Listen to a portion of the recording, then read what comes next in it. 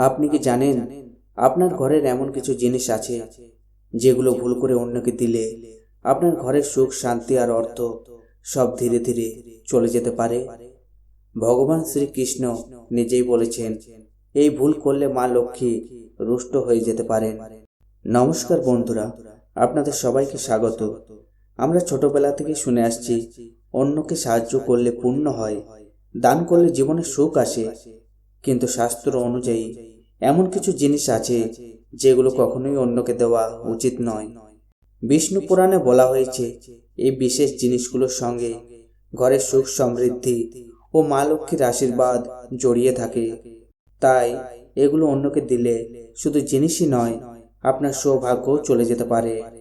চলুন তাহলে জেনে নেওয়া যাক কোন সে 5টি গুরুত্বপূর্ণ জিনিস।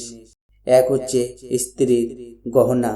স্ত্রীর গহনা শুধু সৌন্দর্যের জন্য নয়, এটি ঘরের লক্ষ্মীর প্রতীক। বিশেষ করে মঙ্গলসূত্র, পায়ের নূপুর বা কোমরের বিছা, এইসব জিনিস কখনোই অন্যকে ব্যবহার করতে দেওয়া উচিত নয়। এতে ঘরের সৌভাগ্য ও সমৃদ্ধি কমে যেতে পারে।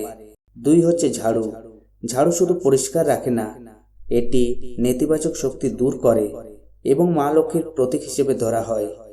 নিজের ঝাড়ু কাউকে দেওয়া বা অন্যের ঝাড়ু ব্যবহার করা দুটোই অশুভ বলে মনে করা হয়। 3 হচ্ছে সূর্যাস্তের পর সাদা জিনিস দেওয়া। সূর্য ডোবার পরে দুধ, দই, চাল, আটা, নারকেল বা লবণ দেওয়া উচিত নয়।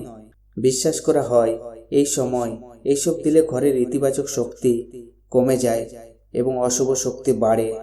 4 নাম্বার হচ্ছে স্ত্রীর কাছে রাখা টাকা। স্ত্রীর কাছে রাখা অর্থকে মা লক্ষ্মীর রূপ ধরা হয়। সেই টাকা অন্যকে ধার দিলে অর্থনৈতিক সমস্যা আসতে পারে, বিশেষ করে একাদশী বা উৎসবের দিনে। 5 নাম্বার হচ্ছে রান্নাঘরের জিনিস, যেমন রুটি করার চাকি, বেল্লা, তাওয়া। রান্নাঘর হলো অন্নপূর্ণার স্থান, যেখানে ঘরের সমৃদ্ধি বাস করে। রুটি করার চাকি, বেল্লা, তাওয়া অন্যকে দিলে ঘরের ভাগ্য তাদের সঙ্গে চলে যেতে পারে। বন্ধুরা, এই 5টি জিনিস কখনোই অন্যকে ধার বা ব্যবহার করতে দেবেন না, যদি আপনি চান আপনার ঘরে মা লক্ষ্মীর আশীর্বাদ, শান্তি ও সমৃদ্ধি সব সময় বজায় থাকুক।